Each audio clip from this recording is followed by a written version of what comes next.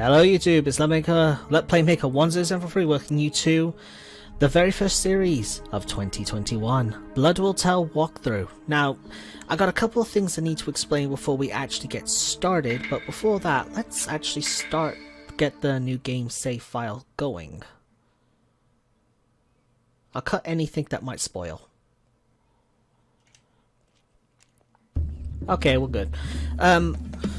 Now, this is going to be a complete playthrough. I know I've done this on the channel before, but it was in terrible quality. It was actually recorded through an actual camcorder, so the quality of the actual game and audio and my audio were terrible. So I wanted to remedy that since this was the most popular game slash playthrough on my channel. Literally, I've gotten like hundreds, heck, even one of my videos has more than 1,000 views, and none of my videos has ever gotten that popular since. So I figured it was worth redoing this game again in better quality, both gameplay and also audio for both game and me.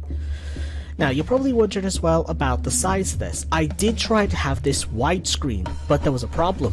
It went blurry. I couldn't sharpen the picture to make it look good. So I'm afraid this is the highest this is the best I can do, but I've decided I'm doing something that'll make the side you see on the right side below the title you can see at the top right useful for something throughout the playthrough, so it'll be good. Just watch this in full screen to see the most, I'm afraid. But I'm going to be kind of in depth with this playthrough. So that's pretty much it. Let's start the prologue. I'll be cutting out the loading screens, by the way, so if you wonder why mine is quick if you're playing and yours is slow, that's why. I'll be cutting them out. Cutscene! I think. No, it's not. Tutorial. Practice controlling Hyakkimaru by following Jukai's commands. The tutorial will use the default control setting Control Type A. Note, the prologue will appear in black and white. There is no problem with your TV, the software, or with your console. So, seeing the game in black and white now is perfectly normal. Hyakkimaru, move with the left analog stick, not with the directional button. Okie dokie. I'll be explaining a bit more how this playthrough is going to work once we actually get past the prologue. Move with the left analog stick while holding down the L1 button. Which never really comes in handy. This will allow you to strafe from side to side. Yeah, I honestly don't see the point strafing. To avoid exposing your back to your enemy. Press the L1 button to center the camera in the direction you are facing. Jump with the X button. Whee! Yes, very good, Hyakkimaru. Why, thank you. I just like the Now tutorial try ready to pressing go. the X button one more time while in. Well done. That was an excellent double jump. Oh yeah. Defying the laws of gravity. Now for battle practice. The square button does a light attack, and the triangle button does a heavy attack. And you can combo it as well.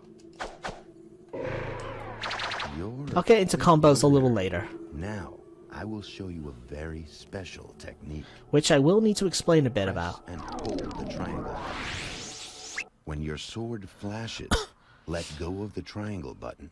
Attack the enemy using that technique.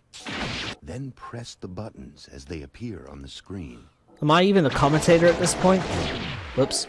Try it once again, Hyakkimaru. I haven't done this in a little while. When You'll have your to sword excuse me, I'm a flashes, little rusty. Let go of the triangle button. Attack the enemy using that technique. Then press the buttons as they appear on the screen. Luckily, you only have to do this until the demon Once dies. the Then enemy's you can press health triangle has to been end depleted, it. Press the triangle button.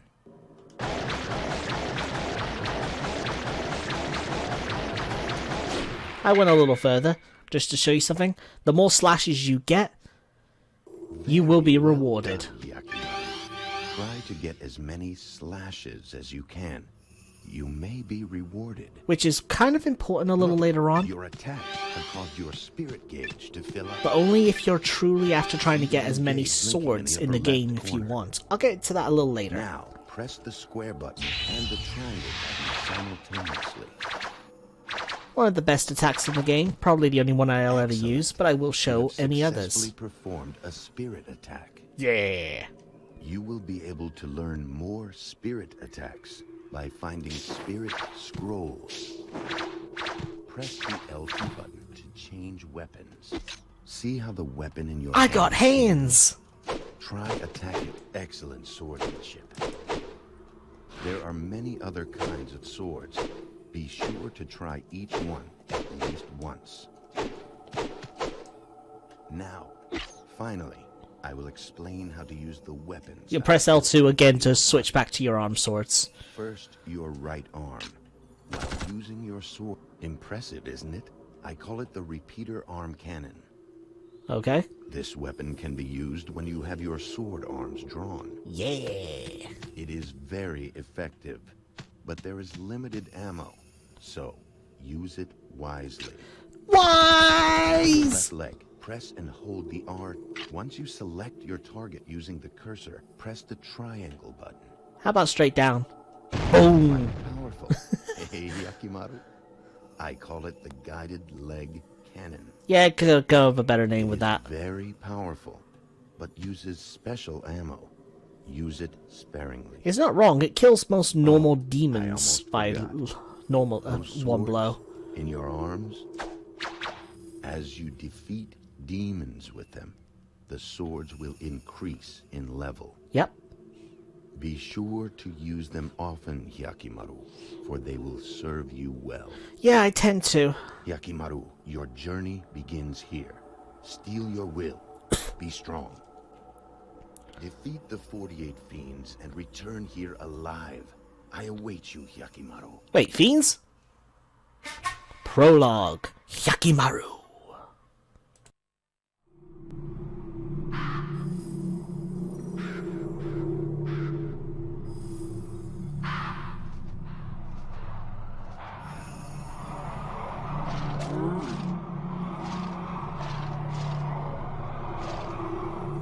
Damn demons. You really think you can kill me? Try me. I will take back all the 48 body parts the Fiends stole from me. Yep, he can talk. Well, not technically. He's not technically talking, believe it or not. He's actually doing a form of telepathy right now. Now, there's a few things I need to explain. One thing, he said about our sword arms growing in levels. You can see there, level 1. If you go to your equipment, you'll see that down there at the bottom, well, in the middle, left sword arm, level 1. There's actually like a progress bar for XP. Got unmarked blade, which is your normal blades. And you got the Sparrow's Flight, which is your equipped spirit attack. And then you got the stats on the left side of the screen. I will explain that actually in the next episode, not this one, because I've got quite a bit I need to explain in this one throughout the prologue. If I get all the explanations throughout the prologue done, then there won't be as many more throughout the rest of the game. And this is where the combos are. As you can see, we don't have much at the moment, which is common because we literally just started. And then body, we got nothing. You can see there in the middle, body parts 0 out of 48. Now, for the main thing throughout this series, you see these demons right here. You will probably, if I did things right, you'll notice on the right screen, right over there, you'll see a picture of this demon, as well as a description, and also drops. Well, items, basically. The items is based on this.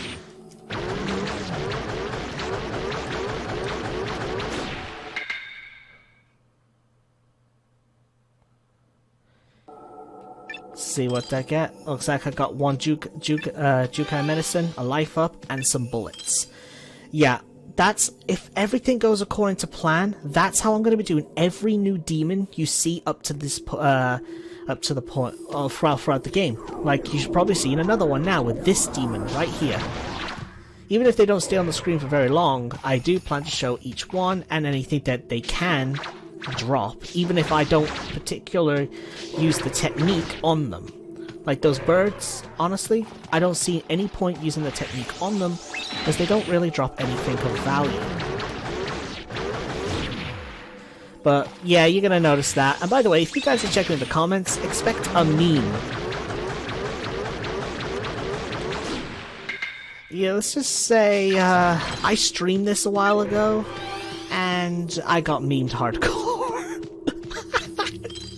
Oh my god, if I don't see that meme in the comments, I'll be surprised. Then again, I question if those two will even watch this, because they saw me stream it live, so... Weh.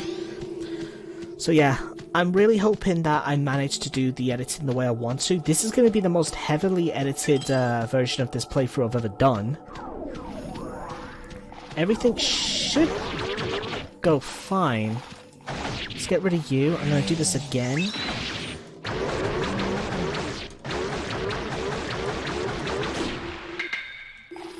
Luckily you can skip it just by pressing X. I'm not really getting a drop. One last go on this type of demon, then I'm done.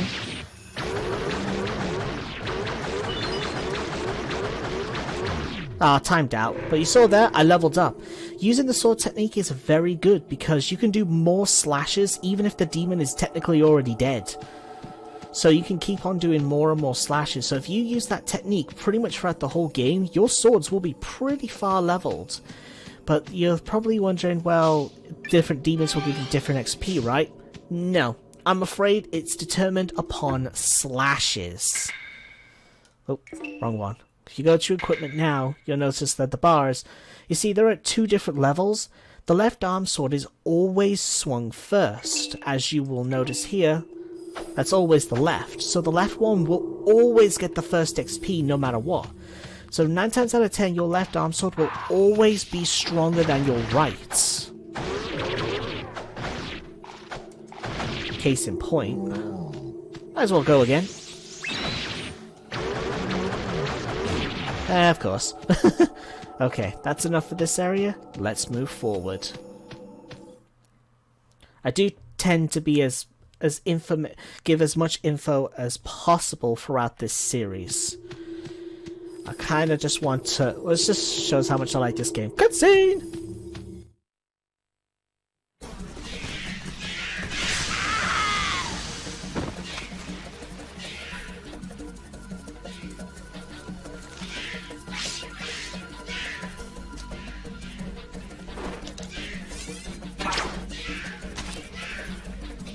Demons! Demons! Now, this is the first instance of an annihilation battle. Annihilate all demons and the path will open. We are stuck in this fight until all these demons are dead. And you're probably seeing on the right now this demon and all its information. I am going to try to sword slash technique this demon a few times, but don't worry about doing it too much against the ones right here, because you'll get another opportunity.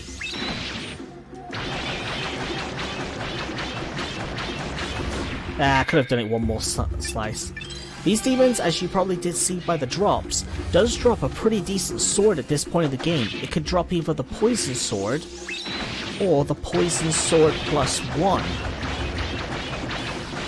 The poison sword +1's actually a level 14 sword, I do believe, and it's super powerful for this point of the game. You can get that drop. You will more than likely wipe out any demon super quick with that sword if you can get your hands on it. I'll go one more time for this annihilation battle.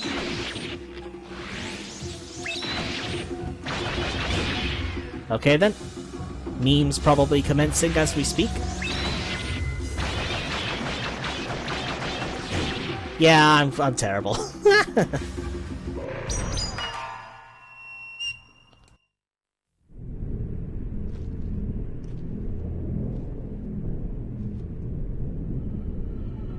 What is that? The air doesn't feel right. Smells like a demon to me. That's one stinky demon. Okay, we end up in this area, but if you go backwards...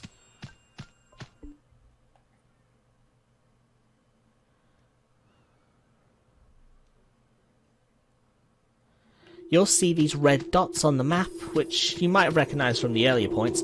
We got demons still back in this town. And they are actually all those poison demons that we fought before. I don't know the names off the top of my head, but you all have seen them on the side for their bio and blah blah blah. So, this is where you get another opportunity to try to get a poison sword. Yeah, I instinctively saw circle, so I pressed circle. I want to have a really good shot at this.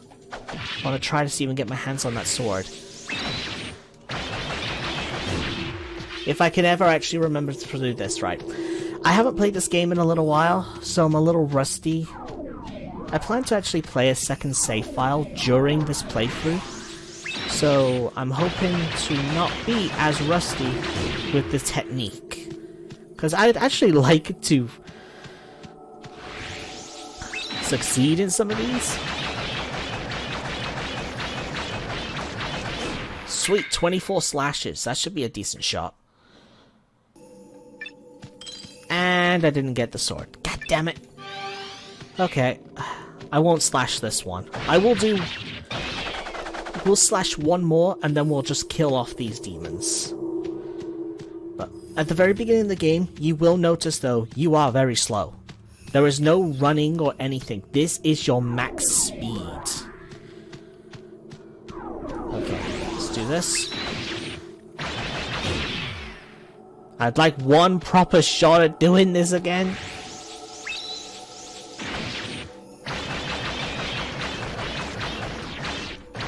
Okay, that failed because I thought I was pressing the button, but my fingers were pressing fresh air. No, I could have gone to at least 20. Come on me.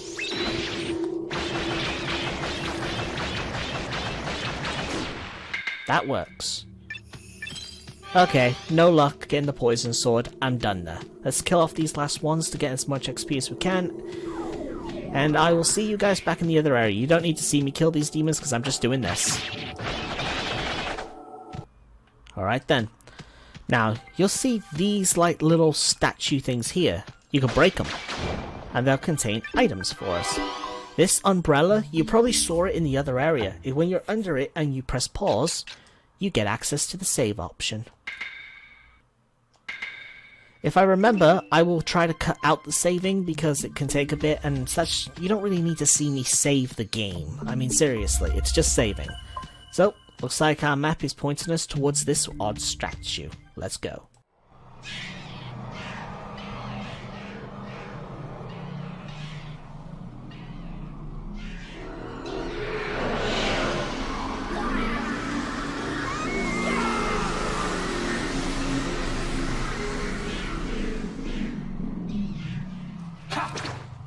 I finally found one.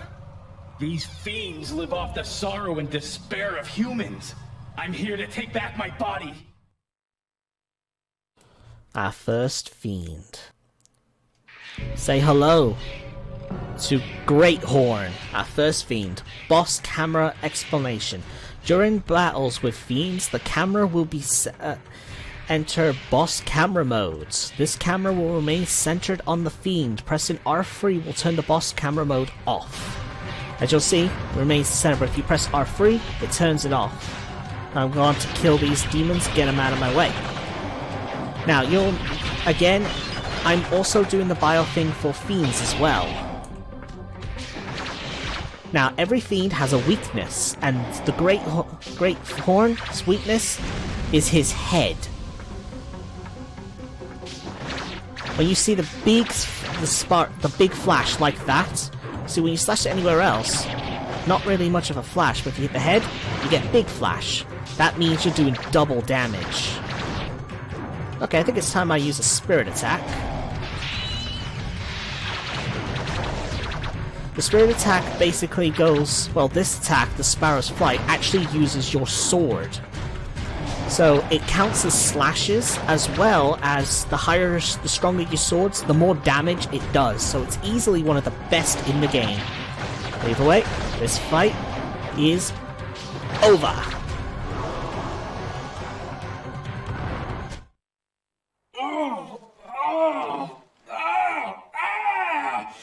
What's happening?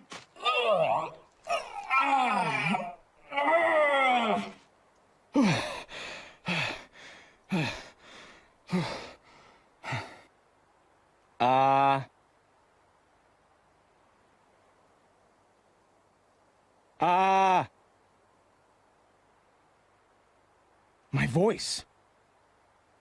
It's my own voice. I got my voice back.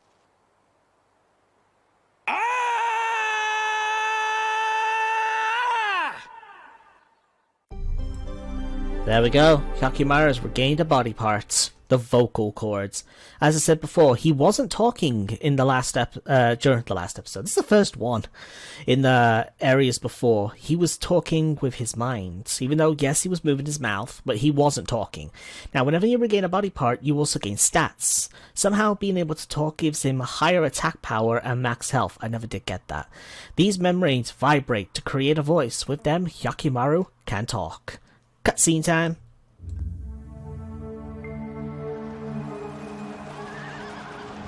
The world was ravaged by unending war.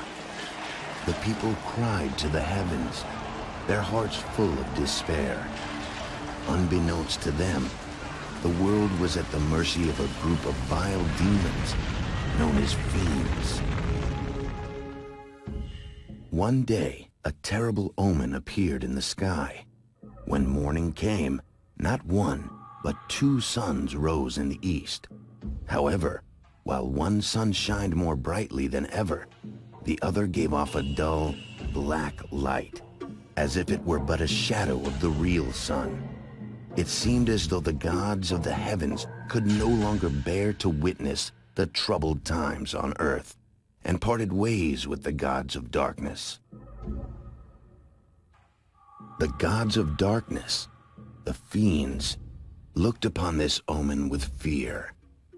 To them, the appearance of two suns foretold the birth of a human that would have the power to end their dark rule. However, the fiends could not destroy this child of light themselves. They discovered, however, they could corrupt the child's birth parents. The fiends approached Kagemitsu Daigo, a local samurai, and the future father of the child of light, and enticed him with promises of power. One night, in his dreams, Kagemitsu Daigo saw a vision. In this vision, he was told that he would be given the power to bring order to this chaotic world. Daigo, thinking that he had received a vision from the heavens, gathered all his courage and ventured to the temple called the Gates of Hell alone. As Daigo stood there, surrounded by the possessed statues of the 48 fiends, he was told that the price of his power would be his firstborn child. The sudden demand threw Daigo into a panic. Heightened by the echoing laughter of the fiends, his mind began to twist, and Daigo's reason and judgment failed him at last. He signed the contract. A few days later, Daigo's child was born. This was much to the surprise of Daigo himself, as he had expected the fiends would lay claim to his child. Daigo dared to allow himself to feel a moment of joy and relief, but that moment proved to be short-lived. Shadows gathered over the newborn, wrapping themselves around its tiny body. A voice sounded from within the shadows. The body of your son now belongs to the 48 fiends. As promised, you shall be granted the power to bring order to this pitiful world. You shall never know defeat in battle from this day forth. Your path to victory shall be littered with the corpses of those who defy you. 48 parts of the infant's body had been stolen by the fiends. Seeing what happened to his son, Daigo let out a blood-curdling scream in anguish. Suddenly, Daigo sprang into action. He snatched up the infant in his arms, jumped atop his trusty steed, Midoro. His wife desperately tried to stop him, but Daigo shrugged her off and made his way toward the river.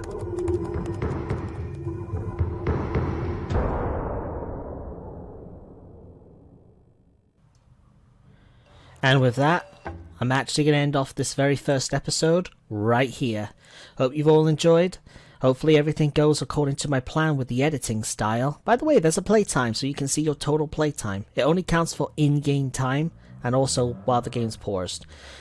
So yeah, that'll do for this episode, guys. And I'll see you all in episode 2 of Blood Will Tell. See you